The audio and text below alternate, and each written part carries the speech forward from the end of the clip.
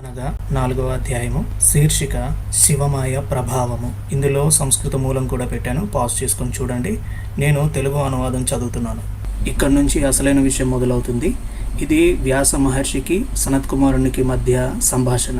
ఈ సనత్ కుమారుడు వ్యాస మహర్షితో ఇలా చెప్తున్నాడు: ఓ మహర్షి, విష్ణువు శివుని మాయ యొక్క ప్రభావముచే అనేక పర్యాయములు కామముచే మోహితుడై పరస్త్రీలను పీడించను.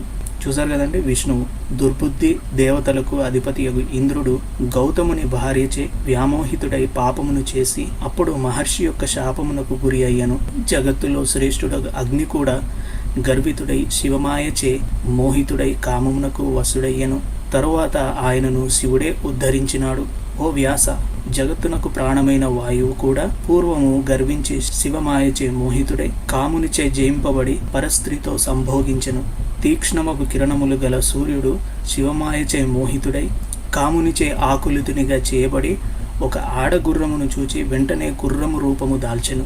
చంద్రుడు శంభుని మాయచే మోహితుడై మన్మథ వికారమునకు లోనై గురుపత్నిని అపహరించెను. అప్పుడు శివుడే వారిని కలిపి ఉద్ధరించెను. పూర్వము మిత్రావరుణులు ఘోరమగు తపస్సును చేసిరి. ఆ మునులు కూడా శివమాయచే మోహమును పొందిరి. వారిద్దరూ యువతియగు ఊర్వశిని చూచి కామ వికారము పొందిరి. మిత్రుడు కుండయందు, వరుణుడు జలమునందు తేజస్సును త్యజించిరి.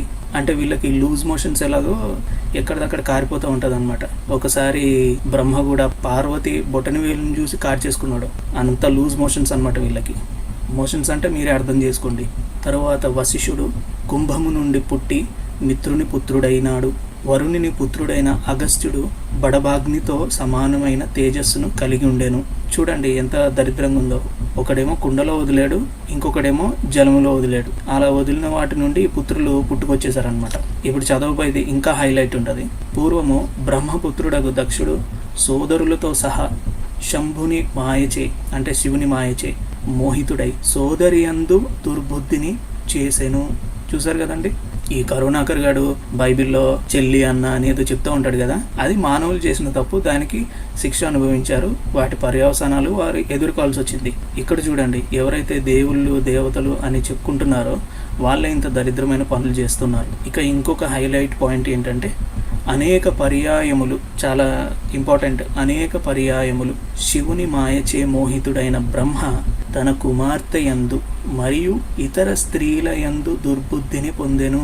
చూసారు కదండి ఎంత క్లియర్గా ఉందో. లోతు తన కుమార్తెలతోటి పోయాడు అని చెప్తారు. ఆ సమయంలో లోతు కుమార్తెలు ఇంకా ప్రపంచంలో ఎవడూ లేదు అని చెప్పి మనకి ఇంకా సంతానం కలగదు, ఈ సొదొమ గొమొర పట్టణం నాశనం అయిపోయింది, అసలు ఈ ప్రపంచంలో ఇంకా మగవాడే లేడనుకొని వారిద్దరూ తండ్రికి ద్రాక్షారసము పట్టించి లోతు స్పృహలో లేనప్పుడు వారు ఆ విధంగా చేశారు. కానీ బ్రహ్మ మాత్రం ఏం చేశాడు, సొంత కుమార్తెను ఆమె వెంటపడి రేప్ చేశాడు. తర్వాత ఆమెను పెళ్లి చేసుకుని ఆమెతోటి 100 సంవత్సరాలు సంసారం కూడా చేశాడని చూసాము. కానీ అనేక పర్యాయములు శివుని మాయచే మోహితుడైన బ్రహ్మ తన కుమార్తె యందు మరియు ఇతర స్త్రీల యందు కూడా దుర్బుద్ధిని పొందెను. అంటే కుమార్తెతోటి మరియు ఇతర స్త్రీలతోటి కూడా సంభోగం చేశాడు.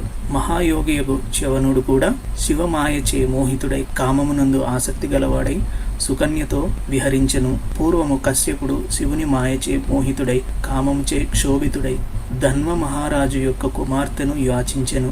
మిక్కిలి మోహితుడైయున్న గరుడు షండీలుని కన్యను అపహరించబూనెను. ఆమెకు విషయం తెలియగానే అతని రెక్కలు కాలిపోయెను. విభాండక మహర్షి స్త్రీని చూచి కామమునకు వసుడాయను. అప్పుడు శివుని ఆజ్ఞచే అతనికి ఆడులేడియందు ఋష్యశృంగుడు కుమారునిగా జన్మించెను. గౌతమ మహర్షి శంభుని మాయచే మోహితుడై అంతఃకరణము గలవాడై నగ్నురాలైన శారద్వైతిని చూచి శోభను పొంది ఆమెతో రమించెను. ఆ మహర్షి సన్నమైన తన తేజస్సును కలశమునందు ధరించెను. ఆ కలశము నుండి ధనుర్ధారులలో శ్రేష్ఠుడైన ద్రోణుడు జన్మించెను. మహాయోగియగు పరాశరుడు శివమాయచే మోహితుడై చేప నుండి పుట్టిన కుమారియగు దాసకన్యతో రమించెను. ఓ వ్యాస, విశ్వామిత్రుడు శివమాయచే మోహితుడై కామమునకు వశుడై వనములో మేనకతో రమించెను. నశించిన వివేకము గల అతడు వశిష్ఠునితో విరోధము చేసెను. మరల శివుని అనుగ్రహముచే ఆయనే బ్రాహ్మణుడాయను. విశ్రవసుని కుమారుడగు రావణుడు శివుని మాయచే మోహితుడై కామమునకు లొంగి దుర్బుద్ధి గలవాడై సీతను అపహరించి మృత్యువు వాతపడెను. ఇక్కడ చూశారు కదండి, రావణుడు సీతను ఎత్తుకుపోవడానికి కారణం కూడా ఈ శివుడే అన్నమాట. వీళ్ళందరూ వ్యభిచారం చేయడానికి, రేప్ చేయడానికి, వేరే వ్యక్తి భార్య పైన కన్ను వేయడానికి, వారిని అపహరించుకొని పోవడానికి కారణము ఈ శివుడే అన్నమాట. జితేంద్రియుడాగు బృహస్పతి శివమాయచే మోహితుడై సోదరుని భార్యతో రమించగా భరద్వాజుడు జన్మించెను. బ్రహ్మనేమో కూతురిని, బ్రహ్మ కుమారులు దక్షుడితో కలిసి వాళ్ళ చెల్లిని, అదేవిధంగా ఈ బృహస్పతి వాడి సోదరుని భార్యతోటే రమించాడనమాట. ఈ విధంగా ఈ కరోనాకర్ గాడి దేవుళ్లకు వావి వరుసలు, సిగ్గు, లజ్జ ఏమీ లేవన్నమాట. ఓ వ్యాస, ఈ విధముగా నేను మహాత్ముడగు శంకరుని మాయా ప్రభావమును నీకు వివరించి చెప్పితిని, ఇంకనూ ఏమి వినగూరుచున్నావు? అరే, నువ్వు వ్యాసుడికి ఏమన్నా చెప్పు గాని మీ సెక్స్ గ్రంథాల్లో ఉన్న ఈ సెక్స్ స్టోరీలు చదువుతూ ఉంటే, అవి వింటూ ఉంటే మా చెవులకి సిల్లడిపోతుందిరా బాబు, అంత దరిద్రమైన స్టోరీలు ఉన్నాయి.